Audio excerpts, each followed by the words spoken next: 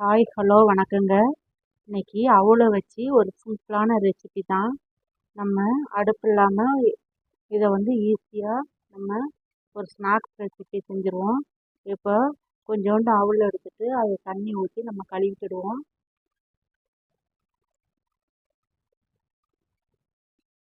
ஒரு 2 தண்ணி ஊற்றி கழுவி அவல் நல்லா சாஃப்ட் ஆயிரும். 2 தண்ணி ஊற்றி கழுவுனாலேவும் கழுவி அந்த தண்ணியெல்லாம் வடித்து எடுத்துட்டேன். நான் 2 தண்ணியை ஊற்றி கழுவிருக்கேன். இப்போ அதில் சீனி சேர்த்துக்கிடுவோம். சுகர் சேர்த்துக்கிட்டு அதுக்கப்புறம் தேங்காய் துருவல் சேர்த்து நல்லா மிக்ஸ் பண்ணிட்டா நம்மளுக்கு டக்குன்னு ஒரு ஸ்நாக்ஸ் ரெசிபி ரெடி ஆயிரும். ஸ்கூல் விட்டு வர்ற பிள்ளைகளுக்கு இதை செஞ்சு கொடுத்தாலும் அவங்க நல்லா சாப்பிட்டுக்கிடுவாங்க. சத்தானவ ஆகாரமாகவும் இருக்கும். லைட்டாக உப்பு போட்டுக்கோங்க, ஒரு பிஞ்ச் அளவு. இதை நல்லா வரைவி எடுத்துருவோம்.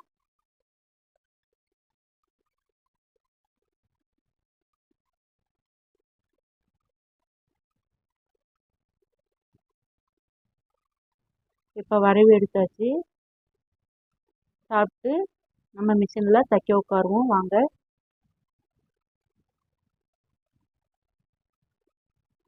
இன்னைக்கு ஏற்கனவே இந்த 2 ப்ளவுஸ் தைச்சி முடிச்சாச்சு. நான் காலையிலே இந்த 2 ப்ளவுஸ் தைச்சி முடிச்சிட்டேன்.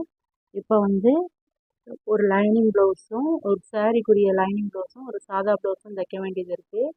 ஆனால் அது ஒரே கஸ்டமர் தான். இந்த 2 ப்ளவுஸ் வேறு ஒருத்தவங்களுக்கு தைச்சி முடிச்சாச்சு. இப்போ அதை வெட்டுற வீடியோவை நான் காமிக்கிறேன். இப்போ தைச்சி முடித்த ப்ளவுஸ் எடுத்து அவங்க பையில் வச்சுட்டு அடுத்த ப்ளவுஸ் எடுத்து நம்ம கட் பண்ணுவோம்.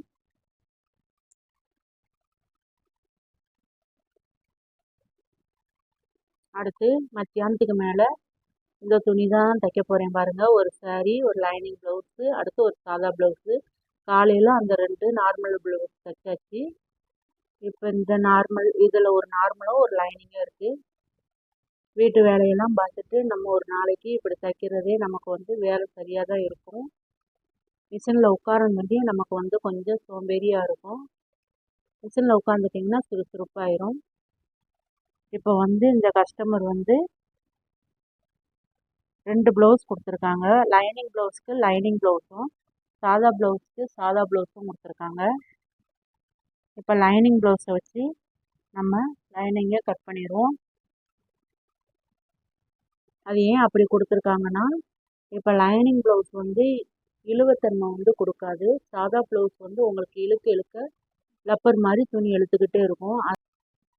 அதனால் நீங்கள் லைனிங் ப்ளவுஸ்க்கு லைனிங் அளவு ப்ளவுஸும், சாதா ப்ளவுஸ்க்கு சாதா துணியும் வாங்கி நீங்கள் தைக்க பாருங்கள். சாதா சட்டையும். இப்போ அளவுலாம் எடுத்துக்கிடுவோம். இவங்களுக்கு சுற்றளவு 10 இருக்குது. ஒரு சாரி 20 இருக்குது. 19 ப்ளஸ் 1 20. அவங்களுக்கு நம்ம 10.25 எடுக்க வேண்டியது இருக்கும். உயரம் 15 இருக்குது. அக்குள் 6.25 கிட்ட இருக்குது. கை கீழ் சுற்றளவு 5.25 கிட்ட இருக்குது. ஓகேயா? இப்போ இதெல்லாம் நம்ம கட் பண்ணி எடுத்துக்கிடுவோம்.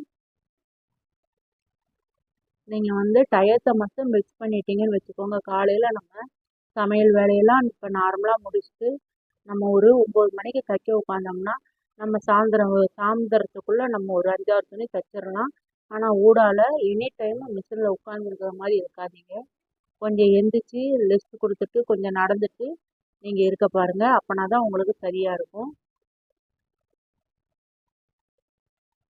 இப்போ இந்த லைனிங் ப்ளவுஸ் புரியுது. இதுதான் ப்ளவுஸு, சாரிக்குரிய ப்ளவுஸு. சில்வர் பார்டர் கொடுத்துருக்காங்க. Sandal colour sorry, blouse my colour. இப்போ இதுக்கு சாரிக்கு ஓரம் தைக்க நம்ம வெட்டி எடுத்துருவோம். வெட்டிட்டு நம்ம லைனிங்கை போட்டு இந்த ப்ளவுஸை மெயின் ப்ளவுஸை வெட்டி எடுத்துருவோம். நீங்கள் டயத்தை மட்டும் மிக்ஸ் பண்ணி உட்காந்துட்டிங்கன்னா ஈஸியாக நம்ம வீட்டில் உட்காந்துக்கிட்டு வீட்டு வேலையெல்லாம் பார்த்துட்டு ஒரு 5-6 துணி தைக்கிற மாதிரி நம்ம பார்த்துக்கிடலாம். அலுப்பு இல்லாமல் நம்ம தைக்கிற மாதிரி. நம்ம ரெகுலராக மிஷின்லேயே உட்காந்துருந்தாலும் போர் அடிச்சிடும். பார்த்துக்கோங்க. இப்போ இந்த பார்டர் கீழே உள்ள துணியை வந்து வெட்டி விட்டுருவோம். அப்போ தான் வந்து கைக்கு வந்து நல்லா சமமாக இருக்கும்.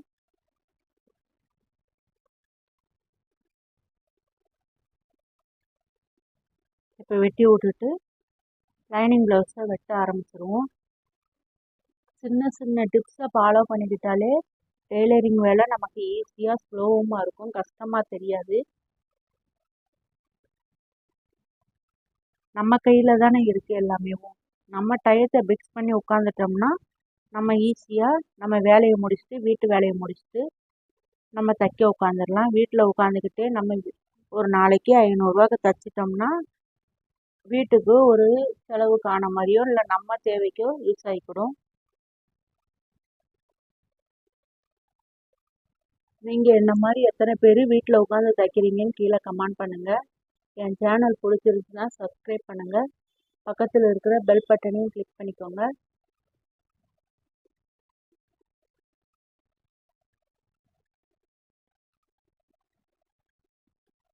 இப்போ மெயின் கிளாத்தை போட்டு நம்ம லைனிங் கிளாத்தை வெட்டி வச்சுருக்கோம்ல, அதை போட்டு வெட்டி எடுத்துருவோம். சுற்றளவு உயரம், முன்கழுத்து உயரம், கக்கூல் மட்டும் நம்ம மெயினாக வந்து கணக்கெடுத்துட்டாலே ப்ளவுஸ் கட் பண்ணுறது ரொம்ப ஈஸி.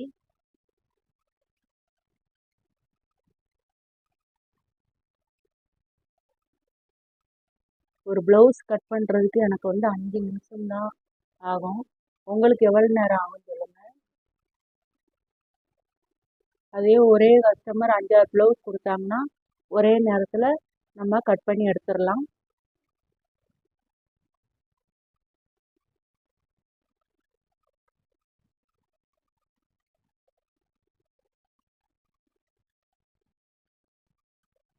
இப்போ பட்டிக்கு அந்த துணியை மடித்து பட்டி எடுத்து கட் பண்ணி வச்சுக்கிடுவோம். ஒரு நாளைக்கு நம்ம எத்தனை ப்ளவுஸ் தைக்கிறோம்னா அந்த ப்ளவுஸை எடுத்து வச்சுக்கோங்க. எந்த ப்ளவுஸ் தைக்க போகிறோம்னு சொல்லியே நீங்கள் நைட்டே வந்து திங்க் பண்ணி அதுக்குரிய பொருள்லாம் எடுத்து நீங்கள் வச்சுட்டீங்கன்னு வச்சுக்கோங்களேன், தையல் மிஷினில் உங்களுக்கு ஈஸியாக இருக்கும் தைக்கிறதுக்கு. நான் என்ன மாதிரி வீட்டில் தைக்கிறவங்களுக்கு சொல்கிறேன். கடையில் தைக்கிறவங்க வந்து அவங்க வந்து தையல் ஓடிக்கிட்டே தான் இருக்கும். இப்போ லைனிங் ப்ளவுஸ் அளவு வச்சு அந்த லைனிங் ப்ளவுஸை வெட்டி எடுத்தாச்சு. இப்போ வந்து இது நார்மல் ப்ளவுஸ். இதை வந்து நம்ம கட் பண்ணி எடுக்க பார்த்தீங்களா. ஏன்னா இது அம்பர் வாயில்னால அவங்களுக்கு நல்லா நமக்கு கண்டிப்பான முறையில் வந்து அம்பர் வாயில் ரொம்ப லூஸ் கொடுக்க தான் செய்யும்.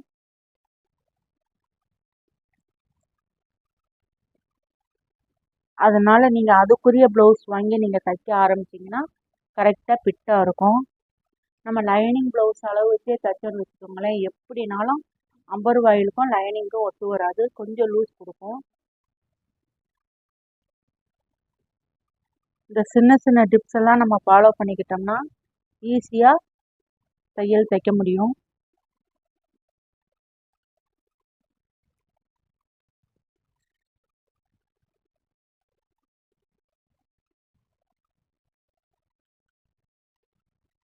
அதே அளவு தானே உங்களுக்கு 10.5 இன்ச்சு, உயரம் வந்து 15, முன்கழுத்து வந்து 6.25 எல்லாம் போட்டு மார்க் பண்ணி டக்கு டக்குன்னு வெட்டிக்கிட வேண்டியதான்.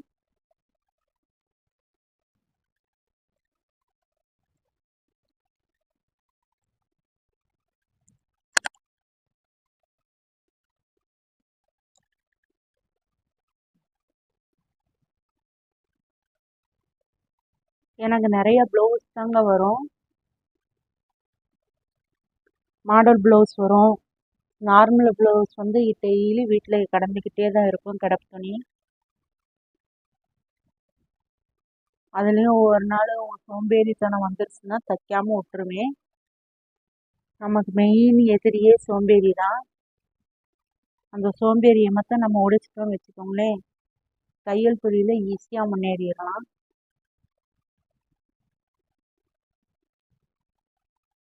எனக்கும் கல்யாணம் ஆகி 20 வருஷம் ஆகுது.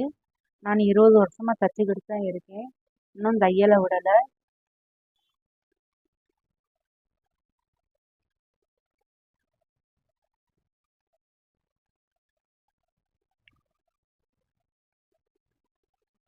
இருபது வருஷமாக நான் தைச்சிக்கிட்டு தான் இருக்கேன். இப்போ வர்ற மாடல் முதற்கொண்டு நான் தைச்சிருவேன். ஆனால் எம்ப்ராய்டிங்லாம் போட தெரியாது. சுடிதார்லேருந்து யூனிஃபார்ம்லேருந்து ப்ளவுஸ்லேருந்து மாடல் ப்ளவுஸ் வரையும் எல்லாமே நம்ம தச்சு கொடுத்துக்கிட்டு தான் இருக்கோம்.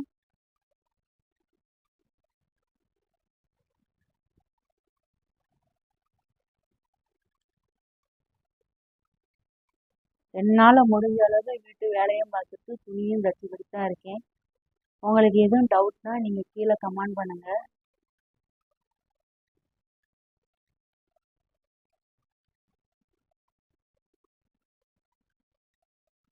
கடை வச்சு தைக்கணும்னா நம்ம டயத்துக்கு ஓடணும், டயத்துக்கு கடையை திறக்கணும்.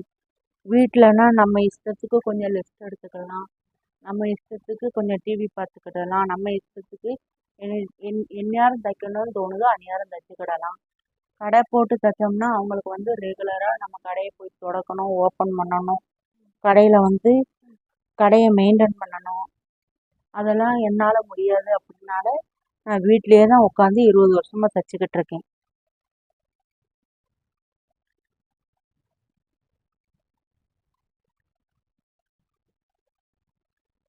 இப்போ கையை நம்ம கை அளவு எடுத்துக்கிடுவோம். பட்டி முன்கழுத்து எல்லாமே சாரி நம்ம பேக் சைடு முன்னாடி கிராஸ் கட்டிங் எல்லாமே போட்டு வரைஞ்சி பட்டி எல்லாமே வெட்டியாச்சு. இப்போ கைக்கு மட்டும் மார்க் பண்ணி அளவு எடுத்துக்கிடுவோம்.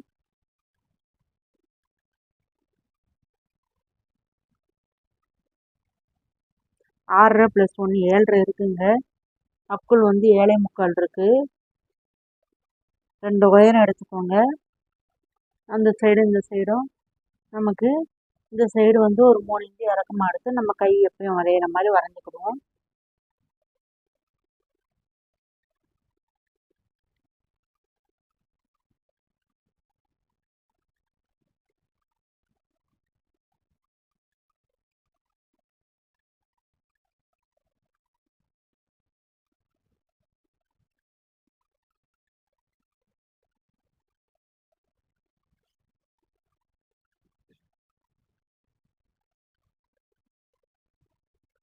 இப்போ பாருங்கள், இந்த ப்ளவுஸ் முடிச்சாச்சு, நார்மல் ப்ளவுஸ் முடிச்சாச்சு. இப்போ சாரிக்கு ஓரம் தைச்சிக்கிடுவோம்.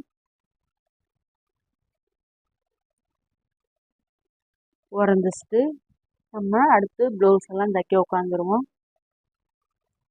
இப்போ மத்தியானத்துக்கு மேலே ஆயிடுச்சு. இப்போ சாயந்தரத்துக்குள்ளே நம்ம இந்த 2 துணியும் தைச்சி முடிச்சுட்டா காலையில் 2 துணி முடிச்சிருக்கு. இப்போ 2 துணி மத்தியானத்துக்கு மேலே ஒரு 2 துணி தைக்க போகிறோம். தச்சிருவேன், கண்டிப்பான முறையில் தச்சு முடிச்சிருவேன்.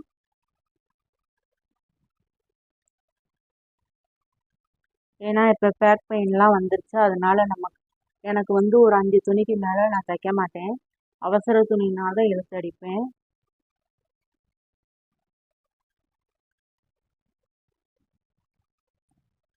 இதான் சாரி பாருங்கள், நல்லா மை கலரில் சில்வர் கலர் பார்டர் போட்டிருக்கு.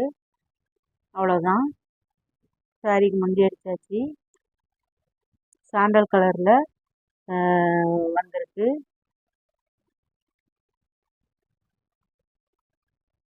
உங்களுக்கு என் சேனல் பிடிச்சிருந்துச்சுன்னா லைக் பண்ணுங்கள், ஷேர் பண்ணுங்கள், கமெண்ட் பண்ணுங்கள், சப்ஸ்கிரைப் பண்ணுங்கள். பக்கத்தில் இருக்கிற பெல் பட்டனையும் கிளிக் பண்ணிக்கோங்க. இப்போ சாரியெல்லாம் மடித்து அவங்க பேக்குள்ளே வச்சுருவோம் அவங்க பையில். அதுக்கப்புறம் இந்த 2 துணியை தைக்க உட்கார போகிறேன்.